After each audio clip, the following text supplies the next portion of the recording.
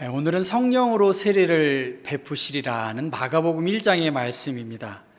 우리는 누가복음을 1월과 2월까지 말씀 묵상 본문으로 제가 새벽 기도회 때 하고 있습니다. 오늘 내용과 겹치는 부분이 있는데 오늘은 주현절 첫째 주일이기 때문에 그 내용이 유사한 것을 여러분이 이해하시면 좋겠습니다. 마가복음의 1장은 하나님의 아들 예수 그리스도의 복음의 시작이다라고 하는 말로 시작이 됩니다. 주님의 길을 예비한 세례 요한, 그의 메시지는 하나님의 아들 예수 그리스도의 복음의 시작이 예수에게로부터 시작이 되었고, 예수는 하나님의 아들이시고 구약에 예언된 메시아로서 새로운 시대를 여는 분이시라고 그렇게 이야기합니다. 광야에서 세례 요한이 세례를 베풀게 되었습니다. 이것은 죄를 용서받게 하는 회개의 세례입니다. 회개하라, 천국이 가까웠다 하면서 하나님의 말씀을 증거함과 동시에 많은 사람들이 세례 요한에게 몰려들기 시작했습니다. 레위기 15장의 말씀 보면 몸이 부정한 경우 그 사람이 정결케 되기 위해서는 물로 씻도록 그렇게 했습니다. 이 씻음이라고 하는 것은 회개와 관련이 깊은 말입니다. 자신의 죄를 돌아보고 회개하도록 세례 요한은 촉구합니다. 그 세례 요한의 회개의 외침에 대하여 수많은 유다의 지방의 사람들 그리고 예루살렘 사람들이 와서 서로의 죄를 자복합니다. 야고보서의 말씀 보면 너희 죄를 서로 고하라 그렇게 이야기합니다. 공개적으로 내가 잘못했습니다, 이렇게 공개적으로 자기의 죄를 고백했다는 거예요. 어떻습니까 여러분? 내가 잘못했습니다 라고 공개적으로 자신의 죄를 고백하고 그렇게 내가 죄인임을 시인한 것이 지금 요단 강가에 있었던 수많은 사람들의 모습이었습니다. 세례 요한은 수많은 사람들의 이 회개의 세례를 베푼 다음에 그 말씀 가운데 나보다 능력이 많으시니가 올 것이고 나는 그의 신발끈을 풀기도 감당치 못하는 정말 부족한 존재라고, 나는 물로 세례를 베풀지만 그는 성령으로 세례를 베풀 것이다 그렇게 말하고 있습니다. 성령으로 세례를 베풀 것이다. 예수님은 이 땅에 성령으로 세례를 베풀기 위해 이 땅에 오신 것이죠. 그리고 그 다음 세례 요한의 등장과 사역, 그 다음 내용이 예수님께서 세례 받으시는 내용이 오늘 중요한 말씀이죠.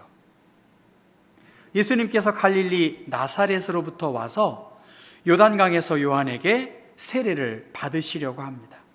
그리고 예수님이 세례를 받으실 때, 저 두 번째 그림이겠죠? 오른쪽에, 왼쪽에 이 두 번째 그림에서 세례를 받으실 그때 어떻게 됩니까? 머리가 물속에 잠겼고 그가 이제 머리가 물에서 드러날 때 하늘이 갈라지고 성령이 비둘기같이 예수에게 내려오심을 예수님은 보게 되었습니다. 그리고 하늘로부터 너는 내 사랑하는 아들이다, 내가 너를 기뻐한다 하는 하늘의 음성을 듣게 되었습니다. 이것은 예수님께서 하나님의 아들이시다, 예수님이 메시아이심을 공적으로 드러낸 중요한 스테이트먼트입니다. 자기에게 다가온 예수님은 부정한 삶을 살지도 않으셨음에도 불구하고 세례자 요한에게 세례 받고자 할 때 세례 요한은 마태복음 5장에 보면 주저합니다. 내가 당신에게 세례를 받아야 할 텐데 당신이 내게로 오시니 어찌된 일입니까? 하면서 주저할 때 예수께서 이제는 허락하라 하는 말씀을 듣고 많은 사람들과 같이 세례를 받으십니다. 마태복음 1장에 예수님은 자기 백성을 그들의 죄에서 구원하기 위해서 예수님은 오셨는데 저 수많은 사람들과 똑같이 물속에 잠겼고 자신의 죄를 씻고 새로운 삶을 살고자 하는 죄 없으신 예수께서 친히 세례를 받으시고 그렇게 하나님의 아들로서의 공식적인 임무를 수행하게 되었습니다. 헬무트 틸리케라고 하는 독일의 신학자이면서 목사님은 회개는 과거에 있었던 무엇을 부정하는 것이 아니라 오히려 그것은 우리 앞에 있는 무엇을 위한 새로운 출발이다. 무엇을 위한 새로운 출발로 회개를 계기로 삼고 있습니다. 세례 요한의 세례, 그것은 세례 행위 자체가 죄 사함으로 인도하는 것이 아니라 거기에 머물지 않고 그냥 죄 씻는 정도에 머무는 것이 아니라 한 발자국 더 나아가서 성령으로 세례를 베푸는 그 예수께 나아가고 하나님의 말씀에 바인드 투게더 된다는 거예요. 성령의 인도함을 받고 성령의 보호하심 속에서 새로운 삶을 살도록 살아가는 것, 그것이 성령의 세례를 받는 것입니다. 베드로는 물 위에 걷는 예수를 보고 나도 그렇게 되기를 원합니다 할 때 예수님께서 걸어오라 그렇게 말씀하셨습니다. 그 주님의 음성을 듣고 그는 물 위를 걷고 있었는데 순간적으로 의심이 생기고 그 눈을 다른 곳에 돌렸더니 베드로는 물속에 빠져 들어갈 수밖에 없었습니다. 그 베드로가 살 수 있는 길은 주님의 이름을 부르는 것이고 주님의 이름을 부른 뿐만이 아니라 예수님의 능력을 의지해서 이 물속에서 건짐을 받기를 간절히 원했던 것입니다. 예수께서 요한에게 왔듯이 우리는 주님께 나와야 하고 우리는 사람들 앞에 나와서 나의 연약함과 나의 부끄러움을 사실은 고백하고 인정할 수 있는 사람이 정말 훌륭한 사람이라고 봅니다. 잠깐의 시간이지만 예수님의 머리가 물속에 잠겼고 그 물속에 잠겼다는 것은 자기의 부인을 의미합니다. 제가 저 물이라고 하는 말을 히라버로 찾아보고 영어로 설명된 것을 찾아보니까 사실 요단 강가의 세례터는 물살이 빠른 것도 아니고 이렇게 뭐라 그럴까요? 잔잔한 곳입니다. 잔잔한 곳. 그런데 제가 이것을 신앙적으로 찾아보면 대홍수나 홍수처럼 밀어 닥치는 그러한 물살이 빠른 그 위험 속에서 이렇게 건져주신다 하는 의미도 포함된 것을 이렇게 보았습니다. 우리의 상상의 폭을 좀 넓혀서 아주 홍수처럼 밀어 닥치는 그러한 물 가운데에서 우리를 이렇게 건지셔서 하나님의 영광을 보게 하셨다라고 이렇게 상상을 좀 넓혀도 본문의 상황을 살펴보면 틀리지 않겠다 그런 생각이 들었습니다. 숨을 참고 물속에 잠겼다가 그 머리가 이렇게 들어 올려질 때에 하늘이 갈라지고 성령이 비둘기같이 자기에게 내려오심을 예수님도 경험하게 되었습니다. 우리 요한복음에 보면 나다나엘과 예수님이 대화를 나눕니다. 그때 하늘이 열리고 하나님의 사자가 인자 위에서 오르락 내리락 하는 것을 너는 볼 것이다. 왜냐하면 하나님의 영광을 경험한 그러한 능력을 예수 그리스도께서 간직하고 계시기 때문이고요. 스데반 집사가 성령의 충만함을 경험했을 때 하늘이 열리고 인자가 하나님의 우편에 서신 것을 보노라 그렇게 말씀하셨습니다. 어떻게 성령을 인간의 언어로 표현할 수 있겠어요? 노아의 홍수 때에 인간에게 희망을 준 하나의 동물이 있다면 바로 비둘기겠죠. 희망을 상징하는 그 성령께서 예수 그리스도에게 임재하셨다는 것이고요. 그 영광스러운 주님의 임재를 저렇게 표현함과 동시에 하늘로서 너는 내 사랑하는 아들이요 내가 너를 기뻐하노라 라고 하는 하늘의 음성을 듣습니다. 2021년을 맞이했습니다. 오늘 우리들은 어떻게 그리스도인으로 살아가야 할까 하는 고민들을 많이 합니다. 성령 하나님은 육신의 모습을 입기 전 불꽃 가운데 모세를 통해서 만나주신 그러한 하나님이십니다. 그리고 예언자들과 지혜자들에게 하나님은 영광스럽게 그들과 함께 하셨습니다. 사울은 다메섹으로 가는 그 과정에서 내가 왜 나를 핍박하느냐 하는 하늘의 음성을 듣고 그 큰 빛을 보고 앞을 볼 수가 없었습니다. 세례 요한의 아버지 사가랴 또한 하나님의 음성을 듣고 의심했을 때 말을 못함을 통해서 성령의 터치하심, 그것을 힘입은 성령의 임재하심을 경험한 사람입니다. 여러분, 미국에 살고 있는 테슬라의 최고 경영자가 일론 머스크라고 하는 남아프리카 공화국 출신의 71년생의 CEO입니다. 미국 전기차 테슬라의 최고 경영자, 그는 세계 최대의 부자라고 합니다.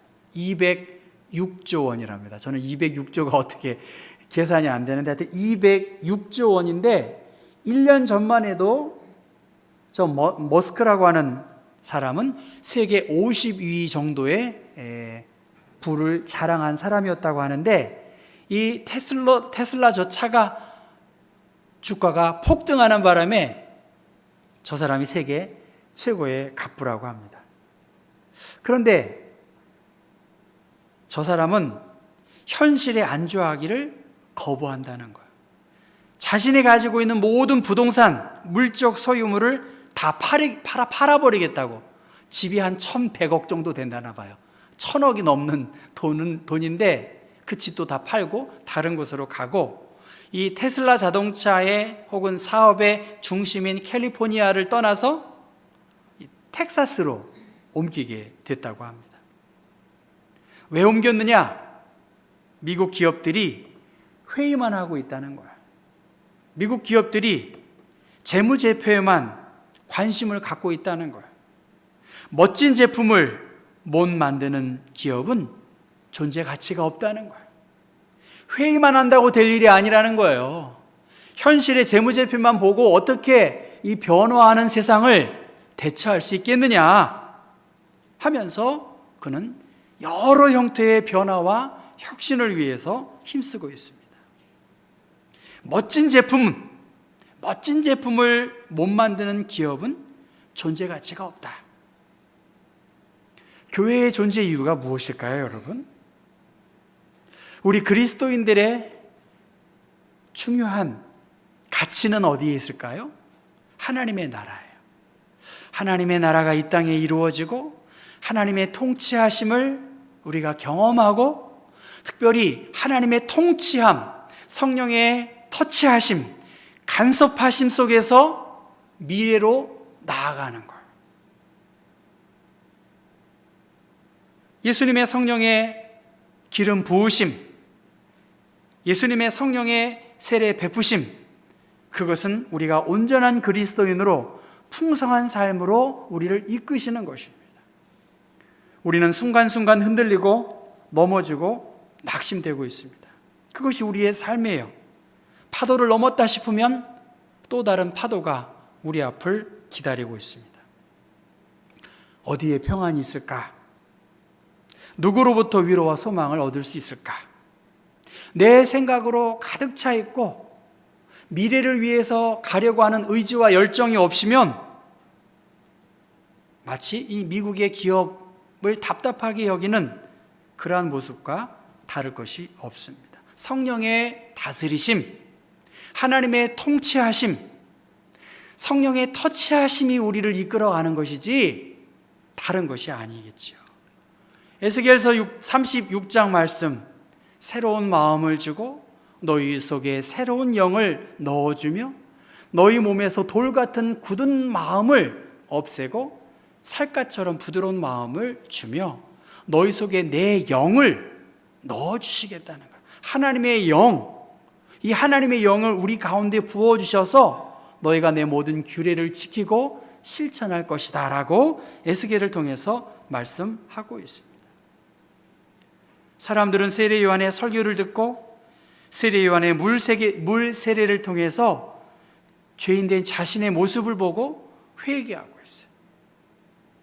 오늘 우리들에게 여러분은 회개하고 계신가? 이렇게 여쭤보고 싶어요.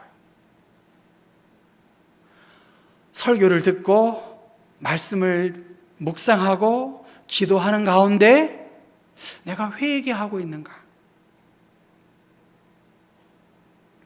그런데 성령께서 우리에게 주신 성령의 세례는 거기에서 머무는 것이 아니에요. 요단강가에서 세례받았던 그 수많은 사람들, 그들은 죄 가운데 또 헤매이고 또 탄식할 수밖에 없어요. 성령의 간섭하심이 없으면 진정한 주인이신 하나님의 통치가 우리를 이끌지 않으면 우리는 또다시 반복된 삶을 살아갈 수밖에 없는 것입니다. 성령으로 세례를 받는다는 것, 내가 죽는 것이죠. 내 욕심, 내 자아중심적인 것들, 그것이 불로 태워지고 정결케 되는 은총이 바로 성령의 세례를 받는 것입니다. 사람들은 순간의 위기를 넘기기에 급급합니다. 그러나 결국은 무너질 수밖에 없습니다. 아무리 오래 참고 인내해도 마귀는 계속 틈을 보고 있습니다. 사정없이 우리를 공격합니다. 누구도 이 공격에 예외일 수 없습니다. 저는 Sing Again이라는 JTBC 텔레비전 프로가 있는 걸 우연히 봤어요. 거기는 무명 가수들이 경쟁을 하는 것입니다. 2명 중에 1명은 떨어지는 거예요. 아무리 잘 불러도 2명 중에 1명은 떨어지는 거예요. 이게 아주 이 사람들 어떻게 이 프로듀서들이 이렇게 프로그램을 잘 만드는지 노래도 잘할 뿐만이 아니라 이 게임을 아주 잘 이끌더라고요. 근데 1명이 나왔습니다. 그 사람이, 저는 임재범 씨의 살아야지라는 노래를 처음 들었는데 그렇게 노래 부릅니다. 산다는 건 참 고단한 일이지. 지치고 지쳐서 걸을 수 없으니 어디쯤인지 무엇을 찾는지 헤매고 헤매다 어딜 가려는지 꿈은 버리고 2발은 딱 붙이고 세상과 어울려 살아가면 되는데 그게 잘 안 된다는 거죠. 하면서 살아야지. 삶이 다 그렇지. 작고 외롭고 흔들리는 거지 하면서 이 노래가 끝납니다. 전 지금까지 물론 노래도 잘 모르지만 저렇게 임팩트 있는 메시지를 처음 봤습니다. 너무나 강렬했어요. 그 무명 가수 살기 위해서 아주 혼신의 노력을 다해서 감정을 살려서 처절하면서 간절하게 혹은 음악에 취해서 그 노래를 부르는 것을 보게 되었습니다. 살아야지. 수많은 관계 속에서 이 살아야겠다는 집착은 더 고립되고 더 홀로 지쳐서 버겁게 작고 외롭고 흔들리는 삶을 살고 있는 것은 아닌가. 하나님은 사람으로는 할 수 없는 죄의 문제를 이 회개함을 통해서 풀어주셨고 성령의 세례를 받음으로 하나님과 더, 이웃과 더 넉넉한 교제를 이루도록 그렇게 하셨습니다. 예수님께서는 우리에게 성령으로 세례를 베풀므로 성령의 충만함을 힘입음으로 내 옛 자아가 십자가에 못 박히고 그리스도의 권능의 은총에 내가 새롭게 힘입고 살아나기를 그렇게 소원하고 있습니다. 성도 여러분, 현실에 너무 안주하고 있는 거 아닌가? 좀 그렇게 생각을 해요. 그 부자도 부지런하게 혁신과 미래를 위해 달려가고 있는데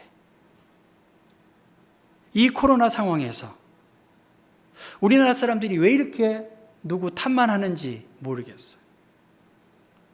우리보다 잘 사는 나라 미국, 우리보다 잘 사는 나라 일본, 우리보다 더 잘 사는 여러 나라가 이 코로나의 힘든 상황을 겪고 있습니다. 누구를 탓하고 누구를 원망하고 그러면서도 주저하고 안주하고 있는 것은 아닌가. 미래를 위해서, 희망을 위해서, 평화를 위해서 더 달려가야 되지 않겠나, 그런 생각을 참 많이 하고 있습니다.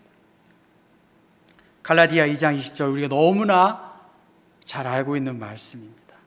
내가 그리스도와 함께 십자가에 못 박혔나니 그런즉 이제는 내가 산 것이 아니요 오직 내 안에 그리스도께서 사시는 것이라.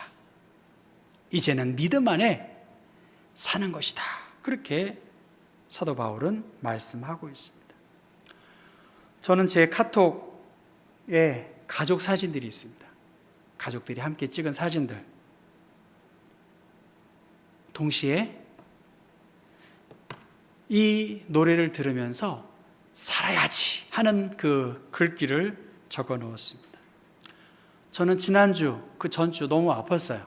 이게 몸살도 오고 오한도 오고 몸이 많이 아프더라고요. 그리고 사실 매일 여러분 앞에 어떻게 여러분은 보실지 모르지만 참 두렵습니다. 겸손이 아니라 두렵습니다. 말 한마디 한마디가 참 두렵습니다. 그래서 늘 긴장해요. 근데 살아야지 하는 그 말을 제가 적용하면서 내가 죽어야 된다. 그리고 난 이미 죽었다. 죽은 내가 무엇이 두려울까? 죽은 내가 무엇을 집착할까? 죽은 내가 이 땅에서, 이 교회에서 무슨 소망이 있겠는가? 나는 죽었다. 내가 살기 위해서 죽어야 되겠다. 그렇게 내 마음을 내려놓으니까 사실은 오늘은 제 마음이 너무나 편안하게, 제가 그동안 설교 중에 내용과 뭘 다 떠나서 참 자유합니다, 여러분. 살기 위해서 죽겠다. 내가 그리스도 안에서 그리스도와 함께 십자가에 못 박혀 죽었다. 이제 내가 예수로 살고 믿음 안에 사는 것이다. 이것이 진리다. 이거 모르는 제가 아니죠. 제가 목사 25년 했어요. 내가 할 만큼 했다. 그러나 내가 죽어야 되겠다. 내가 죽어야 되겠다. 누구를 원망할 것도 없습니다. 성령의 세례로 내가 죽고 이제 내 안에 믿음으로 사는 소망이 있다면 이제 두려운 것은 주님 앞에 설 그날입니다. 그날이 두렵기 때문에 제게 맡겨주신 부름을 위하여 혹은 부름의 상을 위하여 쫓아가려고 합니다. 영적으로 죽고 내가 묻혀있고 그리스도와 동행하는 삶을 살고자 한다면 주 안에서 하나님이 주시는 성령의 인도하심을 힘입어서 내가 살 수 있겠구나, 그러한 생각을 하게 되었습니다. 저는 제 마음에 이 살아야지라는 이 네 글자가 자유함과 동시에 비장한 신앙의 결단을 하게 했습니다. 예수 안에서 영원히 살 수 있는 길, 예수 안에 영원한 생명과 구원과 하나님의 은총이 있는 것, 그 행복의 열쇠가 우리 앞에 있는데 내가 죽지 않고서, 내 경험이나 감정이나 과거가 죽지 않고서 우리는 온전한 주님이 주시는 평강과 위로를 누릴 수가 없습니다. 내 힘으로 제가 아무리 내가 죽고 예수로 산다고 한다 할지라도 성령께서 나를 십자가에 못 박고 새롭게 나를 일으켜 세우지 않는 한 난 아직도 안 죽었겠죠. 그래서 기도합니다. 주님과 더 동행하는 삶, 미련 없이 내가 십자가의 복음 앞에 더 충실하게 내가 죽고 예수로 주님이 주시는 평강과 위로를 누려야 되겠다. 그리고 하나님이 기뻐하시는 일들, 내가 사람의 눈치 더 보고 내 신앙의 양심과 소신을 굽히지 않고 그 부름 따라 살아가야 되겠다 하는 결심을 하게 됩니다. 성령께서 우리에게 은혜 주심으로 얻을 수 있는 열매이고 깨달음이라고 믿습니다. 하늘의 음성을 듣고 주님이 보여주신 이 놀라운 은총, 내가 죽고 내가 성령의 세례를 받음으로 이제 내 안에 주님의 영광을 위하여, 변화를 위하여 새로움을 위하여 달려가는, 예수님께서 공생애의 시작이 자신을 부인하는 일이었다면 2021년을 시작하는 우리 경복교회 여러분들에게 내가 죽고 예수로 살 수 있는 이 성령의 기름 부으심, 이 성령의 세례 받으심이 여러분의 삶과 신앙 가운데 온전히 드러날 수 있기를 빕니다. 기도하겠습니다. 하나님 아버지, 주 예수 그리스도께서 인간의 몸을 입고 오셔서 세례 요한에게 몸을 맡기고 그 몸이 물속에 잠겼다가 그 머리가 드러날 때 성령이 비둘기같이 하늘이 갈라지고 임했고 너는 내 사랑하는 아들이다, 내가 너를 기뻐하노라라고 말씀하셨습니다. 사랑하는 주님의 백성들, 성령으로 세례받아 주님과 더 가까워지고 내가 죽고 더 미래와 더 변화와 주님이 원하시는 일들을 위해서 내 고집을 접고 성령의 인도함 속에서 더 자유로운 영혼으로 주님께 더 가는, 살기 위하여 죽고 죽음으로 사는 이 복음의 비밀을 함께 깨달아 함께 주님의 영광을 보고 또 증언할 수 있는 사람들 되게 하옵소서. 예수 그리스도의 이름 받들어 기도합니다. 아멘.